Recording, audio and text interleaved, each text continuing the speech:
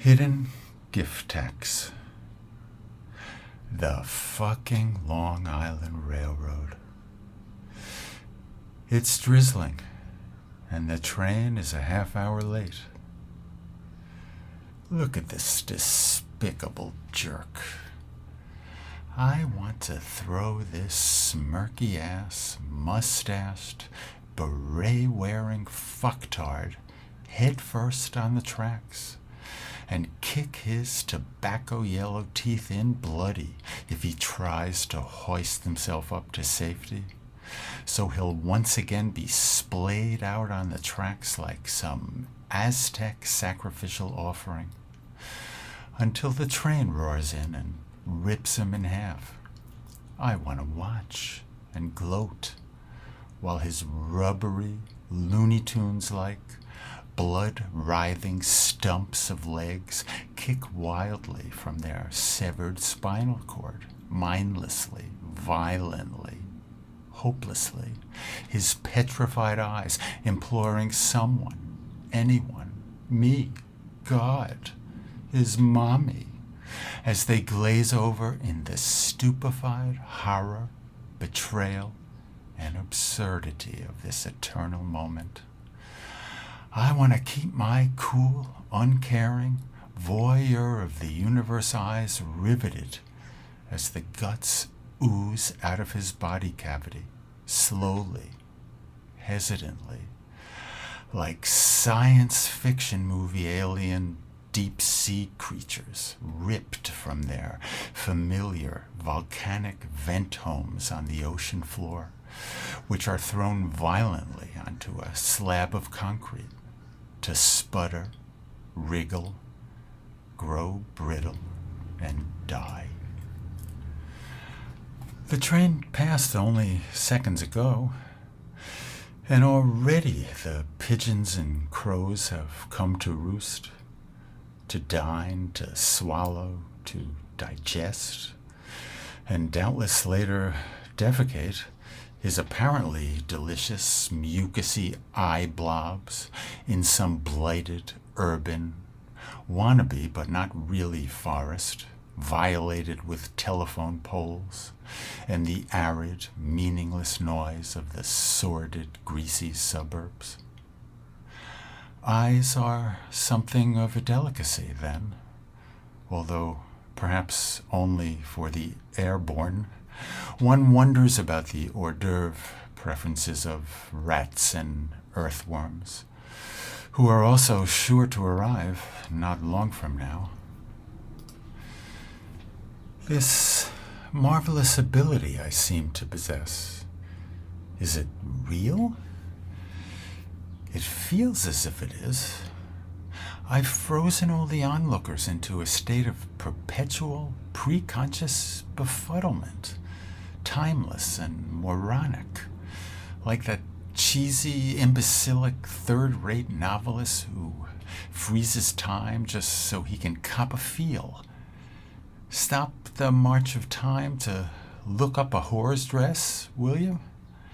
You pathetic little baby carrot, dick-driven loser coward. There is a universe of pain, violence, oozing decay, of garishly lit panoramas of creatures eating creatures, busy being eaten themselves, all under a blind and utterly apathetic, mediocre, middle-aged star in some quadrant of a supremely humdrum galaxy.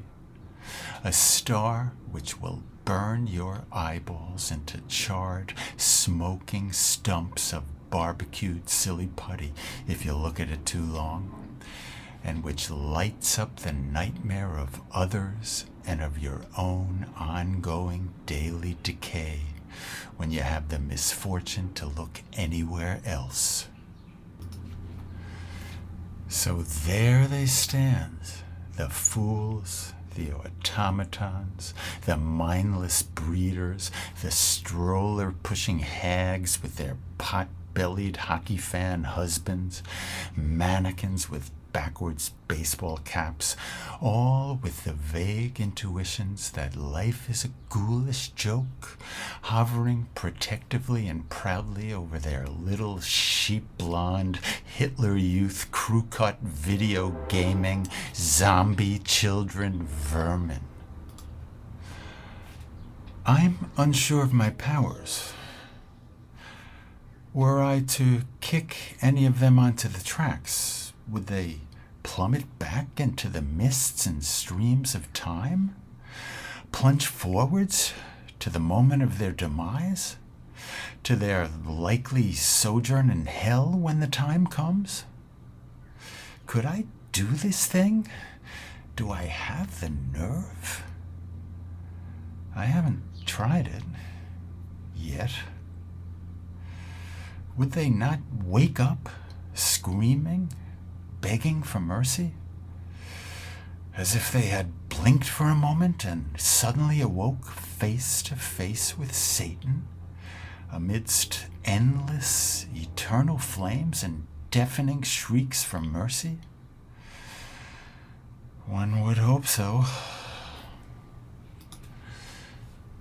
Jesus said, "Love thine enemy." Now that the new millennium is upon us, that adage sounds a bit dated and sentimental, don't you agree? Oh, my charred, bone-weary, and broken listeners. Let's rework it a bit. I think I'd rather torture, mutilate, and disembowel out of pure, unmitigated hatred. But hardly restricted to them. Better still, someone I love, or could love, who looks primordially appealing to me as well. Yes, this will be my particular self-prescribed self-help regimen. I'm convinced this is to be my own particular road less traveled. Wayne Dyer meets the Antichrist. I'll overcome myself. Nietzsche and Sade would approve. There, near the waiting room, a little red-haired girl, innocent, dressed like a Bronte character, porcelain pure, divine, with her gently glowing hippie mommy. Do I have the nerve? I look over the cliff's edge into the black abyss of the future, of my soul, of freedom. I consider kicking an old woman onto the tracks. One of those ancient fuckers that might as well be hot iron forehead branded. I'm just a mean young cunt who was perversely lucky enough to have grown old. You know the type. But it won't be satisfying. She'd barely know what's about to happen. I suppose the carnage would be appealing in some sort of clinical way, and the screams would be some sort of new music I haven't yet heard. I imagine they always are. But what sort of thrill would this be? That insipid, phony-ass B.B. King, not really blues tune starts ringing in my buzzing, sleep-deprived mind's ear. Straw dog, paper tiger, fall guy. I must kill what I love to be free. I consider violently elbowing a particularly ugly, fat hausfrau to the ground and kicking her polyester Tommy Hilfiger ass over the landing. Only, dear God, I would have to endure that voice. I'd be unable to wait for the train to finish her off. I'd be forced to jump down on the tracks and stomp her head in myself. It would likely feel delicious, the warm goo of her brain on my shoe, the stringy cartilage of her nose hanging like flower tendrils over the bright steel of the hot moonlit track. The body lives on for minutes and minutes, it is said, and the stupider they are, the longer they take to die, one imagines. The longer they pointlessly cling to life, like insects drowning in a squalid public restroom. I would take notes. Information like this could prove very useful to someone. How about kicking that filthy wannabe bodybuilder narcissist over the side? This is getting old. It's become a bore. 97 channels with nothing on.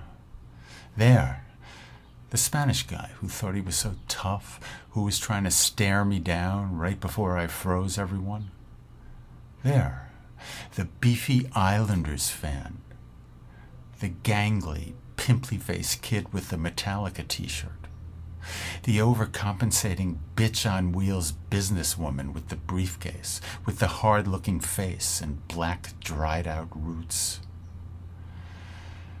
I am a tired immortal, doomed to an endlessly insipid, solitary board game.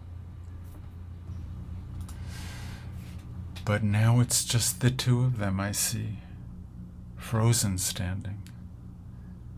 The little porcelain, red-haired angel, and her honey-sweet mom. Kill what you love and you'll be free. Free. Kill what you love. Would it count if I did it quickly and they didn't suffer? Could I still claim to be Zarathustra on the mountaintop? Or would I instead be a sniveling, spineless, laughably apologetic, assisted dying enabler?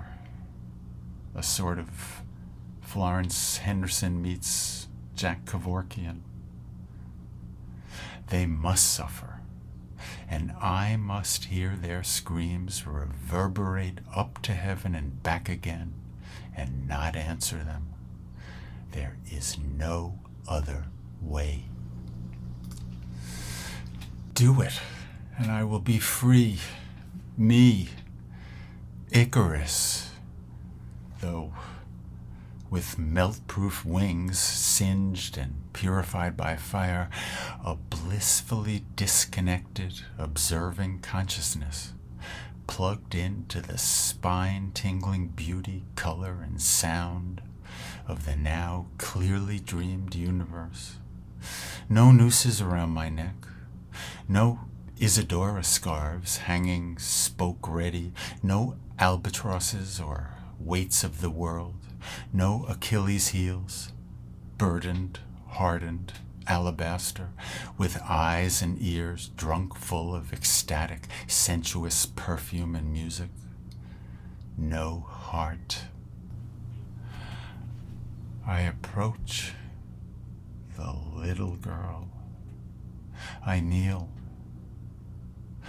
I look into her tiny, wide eyes, naive, fearless, puppy pure, ready. Are these my tears, or is my flesh melting?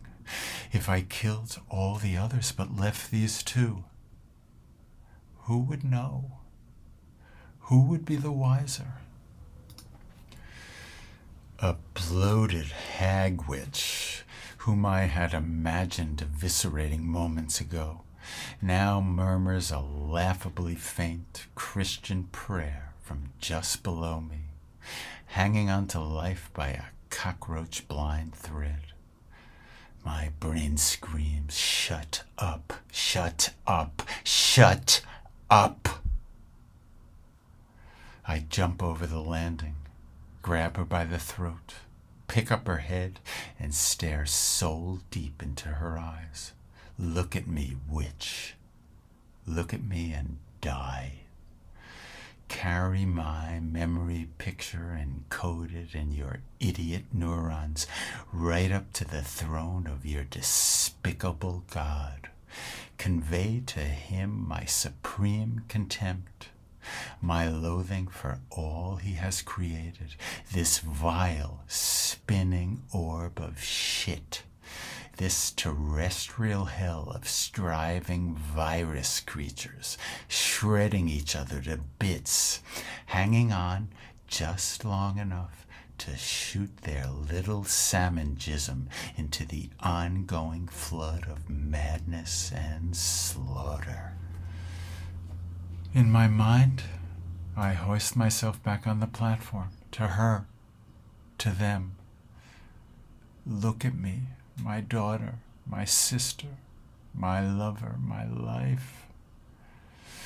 Tell me how to kill you, to shut down my own reflexes, to sever every last connection with the living and with hope.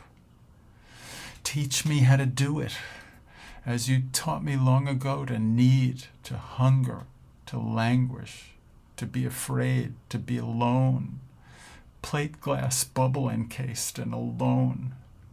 Undo the spell, I beg you. You are a lie. There are worms from the future crawling out of the sides of your eyeballs, little angel girl. Your tongue is a hungry serpent, and your smile is Satan's sleight of hand. You transmigrate from youth to youth, damning and tempting me with your fishhook mouth and your false claims of love and eternity. This child is merely a wax puppet, a piece of cloth a demon wears and discards at the first signs of decay. And, oh, but how quickly they appear. In the first rosy blush of spring they lie, waiting, with their fatal gifts of madness and deceit. My face is hot, burning hot. My joints are rat-trap cold and taut. I cannot do it, any of it. I cannot. Instead, I retrieve the severed limbs and scattered organs one by one from below, the detritus and blood seed of life. I pile them high around the two goddesses whose gaze lacerates me, that gaze which terrifies me more than anything else and from which I have always attempted to flee. And yet the stench is meat sweet and soothing. I toss a match into the pulpy, viscous eye jelly by my left foot. The flames engulf everything, the dead, the platform, my clothes, myself, everything. Everything but these two visions of unearthly beauty, these harpies in angel's garb. The very sight of them warms me, thrills me, delights me, and is, all the while, a poisonous harpoon in my guts. They rise like celestial Mona Lisas, while all around us there is only searing, cooking flesh, the cries of the agitated, hungry, swarming birds who circle overhead, and the sounds of the beams beneath our feet, burning and breaking. This is all I can cough up? This is what will stand as my own personal chicken shit Götterdämmerung? It's not even an 8mm movie Fellini made and discarded with an embarrassed shudder as a 12-year-old. Who wrote these words? Who reads them now? He who falls endlessly through an infinite well of loss and dashed hopes. As the faintly glowing skylight grows more and more hidden and distant, he who cannot live, could never live, and now cannot die. The trains pass me now, on both sides, and with increasing frequency.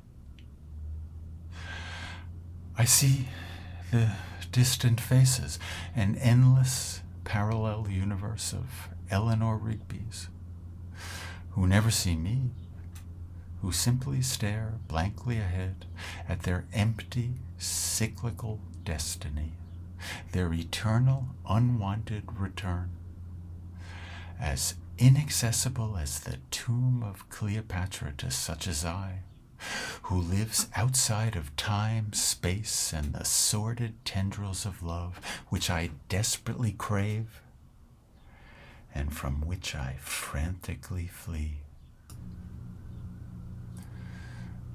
I understand, Daddy. The horror at the end of the world, at the base of my spine.